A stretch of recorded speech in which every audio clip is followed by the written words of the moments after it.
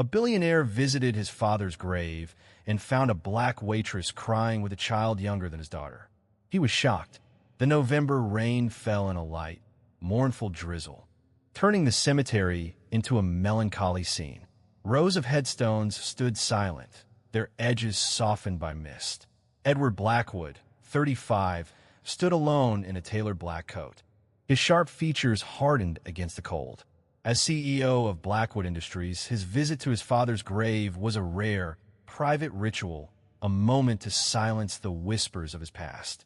But today, his gaze caught on a lone figure kneeling at Charles Blackwood's modest headstone, a name etched deep in Edward's memory, his father. Dead 9 years in a construction site accident he'd tried to forget. Jasmine Washington, 32, knelt in a worn jacket, damp from the rain, her hands gently placing a single white daisy on the grave. Beside her, a boy of 10, Caleb, stood solemn, his dark skin glistening with raindrops. Jasmine whispered softly, her words lost in the drizzle, but the sight stopped Edward cold. His polished shoes sank into the wet grass as he approached, his voice sharp. "Who are you?" he demanded, eyes narrowing at Jasmine. "Why are you at my father's grave?" Jasmine looked up, her brown eyes steady despite the grief etched into her face. She stood, pulling Caleb close. "I'm sorry," she said, her voice soft but firm. "I didn't expect anyone here. I was Charles's friend. I come every year to pay my respects." Edward's jaw tightened. "Friend," he scoffed, his tone dripping with disdain. "A waitress like you, friends with Charles Blackwood?" His gaze shifted to Caleb, who looked up and said, "Hello, sir," his voice clear and hauntingly familiar. It was Charles's voice, low, measured, a cadence Edward hadn't heard in a decade. The sound froze him, his pulse hammering. "Who's this boy?" he asked, his voice ablade. Jasmine's hand tightened on Caleb's shoulder, her eyes unwavering. "This is Caleb," she said. "My son." She stepped back, guiding Caleb away through the mist. "We're leaving. Sorry to disturb you." Edward stood rooted, rain soaking his coat, his mind a storm. Caleb's voice echoed, undeniable, stirring memories of Charles and Laura, the woman his father loved, a black woman Edward had scorned. He'd been certain they had no child, yet that voice haunted him, a ghost from a past he thought he'd buried. Jasmine and Caleb vanished into the fog, leaving Edward alone, his certainty unraveling. This wasn't just a visit to a grave. It was a spark that could burn his empire to the ground. The air in Edward Blackwood's private library hung heavy, the faint glow of a single lamp casting shadows across mahogany shelves and leather-bound books. Edward, 35, CEO of Blackwood Industries, sat at his desk, his sharp features taut with unease. 2 weeks had passed since the cemetery, and Caleb's voice, his father's voice, still echoed in his mind, a ghost that refused to fade. The boy's words, that unmistakable cadence, gnawed at him like a splinter under skin. He leaned back, staring at a grainy photo of Jasmine Washington, 32, leaving Bell's Diner, her face weary but resolute. His assistant, David, stood by the door, clutching a thin folder. "What did you find?"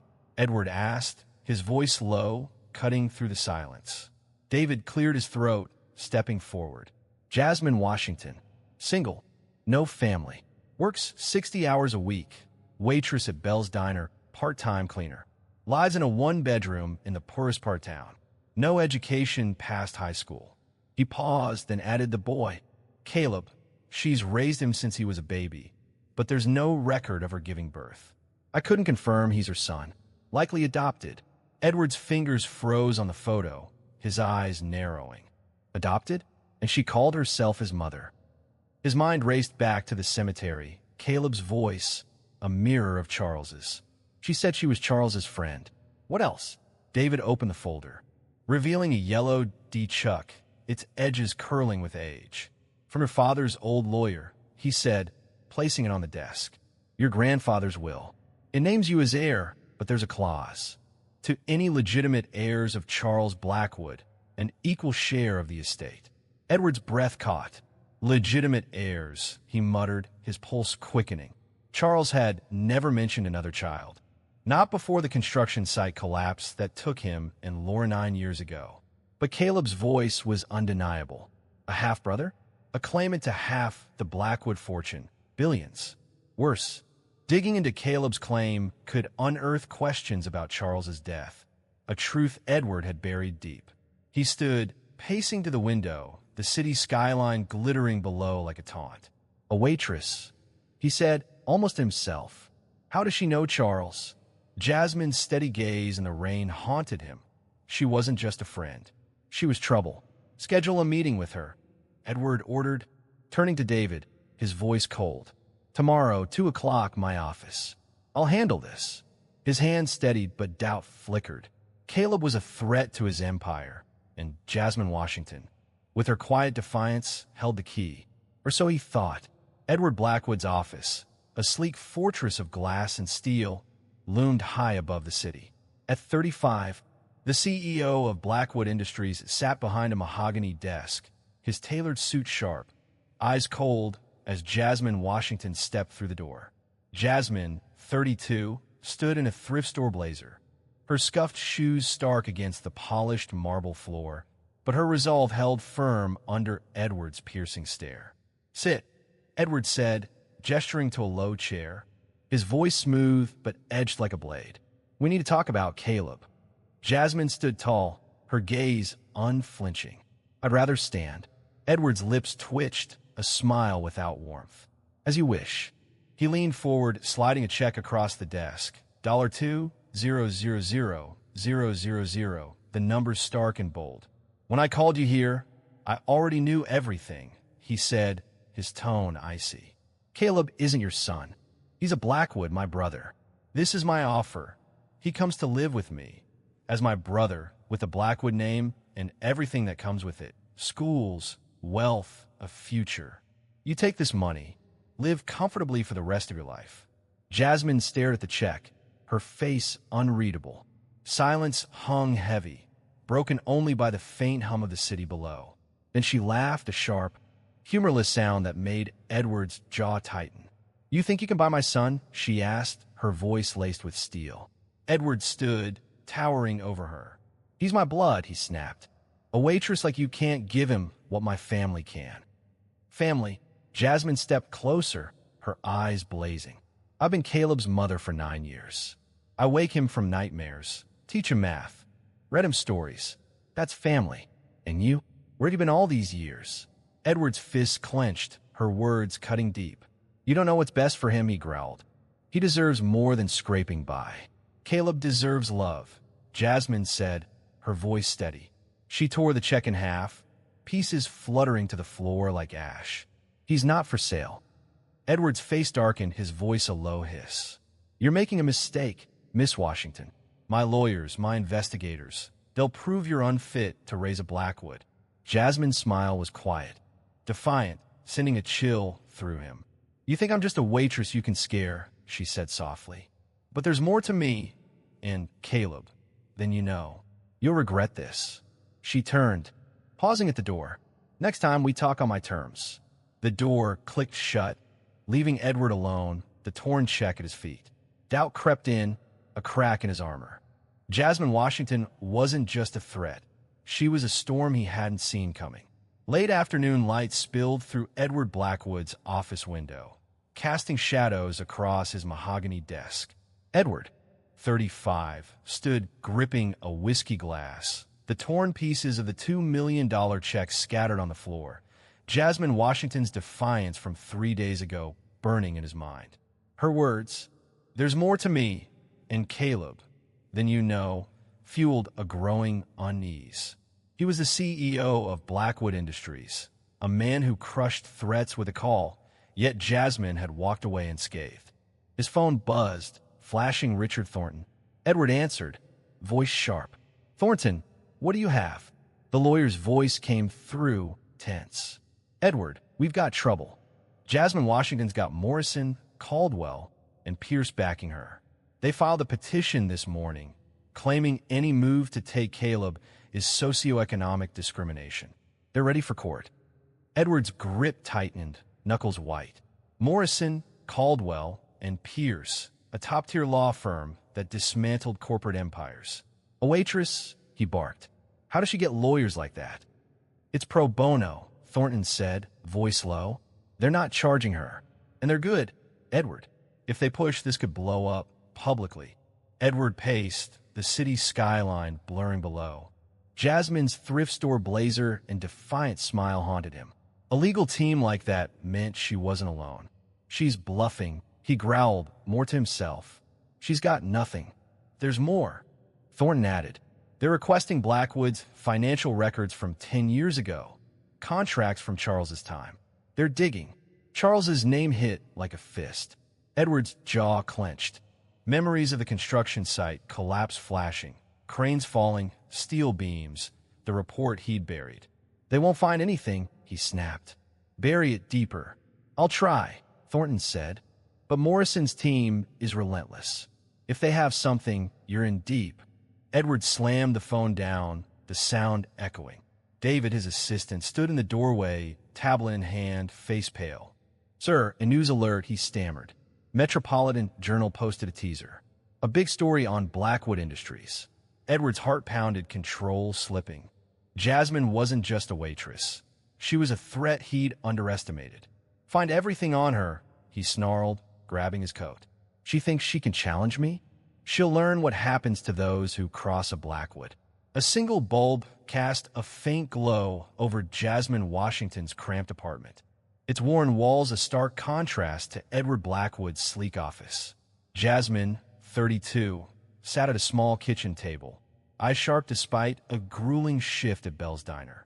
Across from her sat Helen Washington, her sister and fierce activist, Amanda Torres, a relentless journalist, and Dr. Michael Chun, a Columbia law professor with a razor-sharp mind. Papers littered the table, 10 years of secrets about Blackwood Industries. Caleb, 10, played with blocks on the floor, his soft humming unaware of the battle brewing. Jasmine's gaze softened as she watched him, then hardened as she slid a folder to Amanda. 10 years, she said, voice steady. I've tracked Edward's bribes, his lies, the truth about Charles and Laura's deaths. Helen's eyes blazed with pride. You've outsmarted him, Jasmine.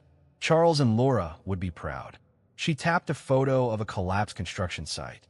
Steel beams twisted. Edward made sure that wasn't an accident.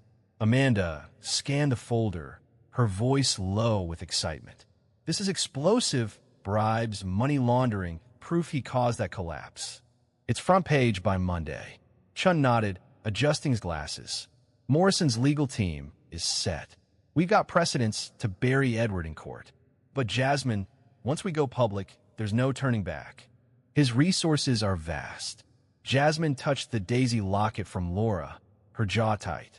I've been sure since Laura gave me Caleb. They trusted me to protect him, to make Edward pay. Every law book, every night class, every contact, it's for this. She glanced at Caleb. For him, and everyone Edward's greed hurt. Helen gripped her shoulder, smiling fiercely. He thinks money makes him untouchable. He doesn't know you've studied his every move. Amanda typed on her laptop, eyes gleaming. This story will end him. She glanced at Caleb. Does he know? Jasmine shook her head. He knows Charles and Laura loved him. That's enough for now. She stood, ruffling Caleb's hair. Bedtime, kiddo. He grinned, gathering his blocks. His innocence fueling her resolve. The apartment pulsed like a war room. Jasmine's strength, its core. Edward Blackwood's empire was about to fall. Jasmine Washington's cramped apartment was dimly lit. The hum of the city seeping through thin walls. At 32, she sat at a small kitchen table, her phone glowing with an incoming call. Edward Blackwood. After their clash in his office, his $2,000. 000 offer torn to pieces, Jasmine's heart steadied. She pressed speaker, setting the phone among scattered papers. Helen Washington, Amanda Torres, and Dr. Michael Chun leaned in, their faces taut with anticipation. Miss Washington, Edward's voice hissed through, sharp and venomous. You've crossed a line. You think your fancy lawyers scare me? I've buried people bigger than you. Jasmine's eyes narrowed, her voice calm but cutting. I'm not here to scare you, Edward. I'm here for justice. For Caleb. For Charles. For Laura. Edward's laugh was cold, hollow. Justice? A waitress with dreams too big for a paycheck. My connections, lawyers, investigators, will crush you and that boy. Jasmine glanced at her allies, fingers brushing the daisy locket from Laura. I know exactly who you are, she said, her tone like steel. A man who sold his father's life for power. But here's what you don't know. I've got everything to bury you. Amanda Torres is dying to talk about your dirty deals. Amanda smirked, pen poised. Edward's voice faltered, a beat of panic breaking through. You're bluffing. He snapped, his edge dulling. You've got nothing. Jasmine leaned closer, voice low, deliberate. Test me. Your bribes, shell companies, the truth about Charles and Laura's deaths. It's coming out. Amanda's story hits Monday. Want to comment before it's front page news. The line cut with a sharp click, Edward's hang-up echoing. Jasmine exhaled, meeting Helen's proud gaze. He's shaking. Helen said, voice firm. You nailed it. Chun nodded. He's trapped. Morrison's team and Amanda's article will end him. Amanda typed, eyes gleaming. He'll learn what happens when he underestimates you, Jasmine. Jasmine glanced at Caleb, asleep on the couch, his face peaceful. The weight of her promise to Laura and Charles anchored her. But a spark of certainty flared. Edward thought he held the cards, but Jasmine's decade-long fight was about to turn the game. Dawn broke over Edward Blackwood's penthouse office, but the air was thick with dread. Edward, 35, stood rigid, his suit crumpled from a sleepless night, phone buzzing with relentless notifications. His tablet blazed with Amanda Torres's headline on the Metropolitan Journal. Empire built on lies. Blackwood Industries corruption exposed. Bribes to city officials. Money laundering. And forged reports tied to the construction site collapse that killed Charles and Laura 9 years ago. It was all there, every secret ripped open. David, his assistant, stood by the door, face pale. Sir, the FBI's downstairs. IRS warrants are out. The SEC froze your stock. Edward's hand shook as he dialed Jasmine Washington. She answered, voice calm, edged with triumph. Good morning, Edward. Seen the news? You did this, he growled, voice raw with rage. You've ruined me. You ruined your father. Jasmine shot back, sharp and unyielding. Charles, Laura, they died for your greed. The truth's out now. Edward stumbled to his laptop, fingers fumbling. Access denied, flashed across his accounts, his empire frozen. I'll destroy you, he spat, desperation cracking his voice. Every resource I have. What resources? Jasmine interrupted, her tone like steel. Your accounts are gone. Your lies are done. Heavy footsteps thundered outside. FBI, open the door. Edward's phone slipped, clattering to the floor. Jasmine's voice cut through one last time. Caleb will know his father's truth. You'll be remembered for lies. The door burst open. Agents flooding in, cuffs snapping on Edward's wrists. His dynasty crumbled, and Jasmine, the waitress he'd scorned, had struck the fatal blow. Chaos erupted in Edward Blackwood's office as FBI agents swarmed, seizing files and computers. Edward, 35, stood frozen, suit disheveled, hands cuffed. The weight of Amanda Torres's headline, Empire built on lies, burning in his mind. His phone lay on the desk, Jasmine Washington's number glowing from their cut-off call moments ago. His empire was crumbling, and Jasmine, the waitress he'd scorned, had swung the axe. Across town, Jasmine, 32, sat in her small apartment, phone warm in her hand. Helen Washington, Amanda Torres, and Dr. Michael Chun surrounded the kitchen table, their faces alight with triumph. Caleb, 10, slept on the couch, unaware of the storm breaking over the man who'd killed his parents. Jasmine redialed Edward, her voice steady. You thought you could bury the truth, Edward, she said, razor sharp. But you can't bury Charles, Laura, or Caleb.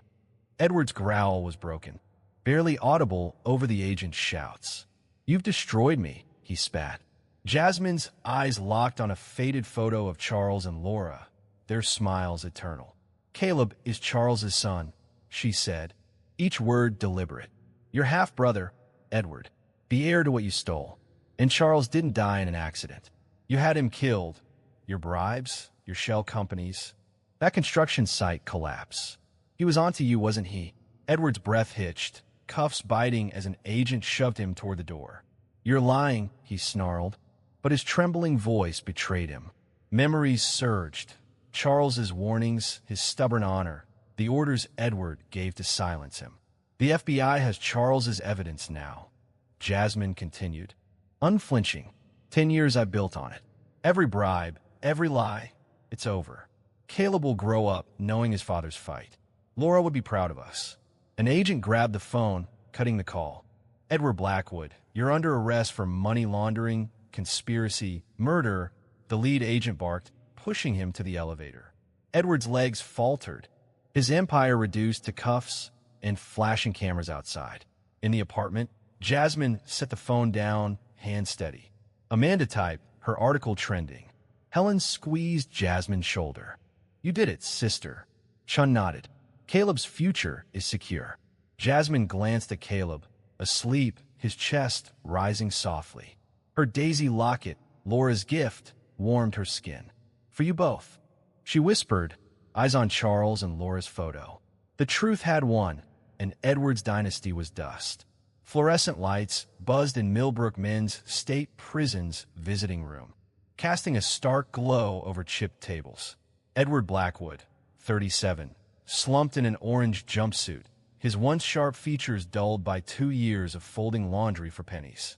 The guard's voice cut through. "Blackwood, visitor." Jasmine Washington, 34, entered, her navy suit crisp, a stark contrast to the thrift store blazer she wore when she faced Edward's $2,000. 000 offer. Her presence was calm, but unyielding, eyes steady as she sat across the metal table. Edward's jaw tightened, voice bitter. "Here to gloat." Jasmine's gaze held firm. "I'm here about Caleb," she said evenly. "He's at Phillips Academy, full scholarship, just as Charles dreamed.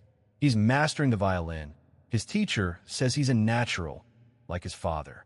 Edward's eyes flickered pride, regret, but he masked it with a sneer. "Why tell me? You won. You took it all." Jasmine slid a photo across the table. Caleb, 12, in a school uniform, violin in hand, his smile echoing Charles's spark. "Because he's your brother," she said. "Caleb asked if bad people can change. I told him it's their choice." Edward stared at the photo, fingers twitching, but he didn't reach for it. "A waitress doesn't afford Phillips," he muttered, voice hoarse. Jasmine's smile was faint, genuine. "The courts gave Caleb Charles's share of Blackwood Industries, your father's legacy. The fortune you stole now belongs to your brother." Edward's head dropped, hands gripping the table. Memories of Charles's trust, Laura's love, and his own betrayal weighed heavy. "You got your justice," he whispered. "What more do you want?" Jasmine leaned forward, voice soft but firm. "I wanted what Charles and Laura deserved. Justice. Caleb's growing up loved. Knowing their fight was bigger than money." She stood, tucking the photo away. "You could have been family, Edward. You chose power." She turned, pausing at the door. "Caleb might visit someday," she said, glancing back. "His choice, not mine." The guard opened the door, and Jasmine walked out, steps resolute.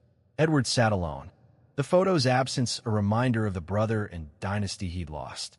Golden sunlight bathed Jasmine Washington's lakeside home in Connecticut, daisies blooming along the porch. Inside, Caleb, 12, played the violin, his notes soaring with Charles's favorite melody, once hummed by Laura to her baby.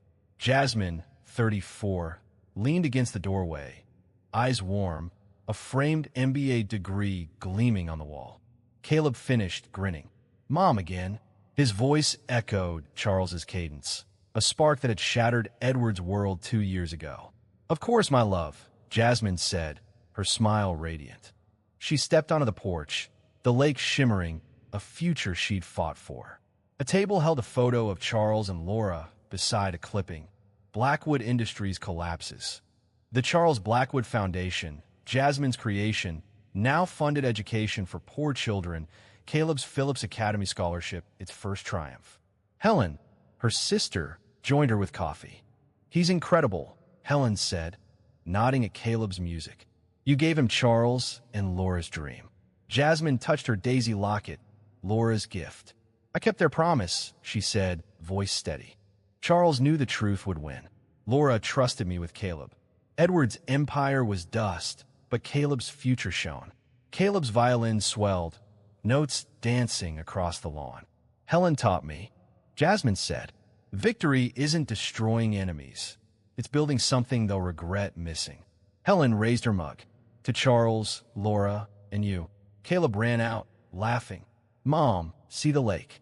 Jasmine followed, heart full, as Caleb skipped stones.